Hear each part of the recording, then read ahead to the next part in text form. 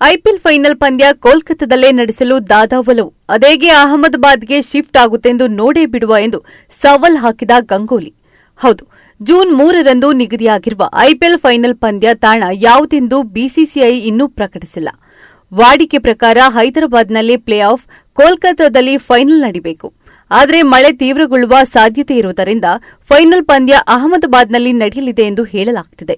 ಇದರ ಮಧ್ಯೆ ಫೈನಲ್ ಹಿಂದೆ ನಿಗದಿ ಮಾಡಿದಂತೆ ಕೋಲ್ಕತಾದಲ್ಲೇ ನಡೆಯಬೇಕೆಂಬ ಆಗ್ರಹಗಳು ಜೋರಾಗಿದೆ. ಮಾಜಿ ಆಟಗಾರ ಸೌರವ್ ಗಂಗೂಲಿ ಕೂಡ ಪ್ರತಿಕ್ರಿಯಿಸಿದ್ದು, ಕೋಲ್ಕತಾದಿಂದ ಪಂದ್ಯ ಸ್ಥಳಾಂತರಿಸುವುದು ಅಷ್ಟು ಸುಲಭವಲ್ಲ ಎಂದು ಬಿಸಿಸಿಐಗೆ ಸವಾಲು ಹಾಕಿದ್ದಾರೆ. ಫೈನಲ್ ಪಂದ್ಯಕ್ಕೆ ನಾವು ಪ್ರಯತ್ನ ಮಾಡುತ್ತಲೇ ಇದ್ದೇವೆ, ಎಲ್ಲವೂ ಸರಿಯಾಗುತ್ತೆ ಎಂಬ ಭರವಸೆ ಇದೆ ಎಂದು ಸೌರವ್ ಗಂಗೂಲಿ ಹೇಳಿದ್ದಾರೆ.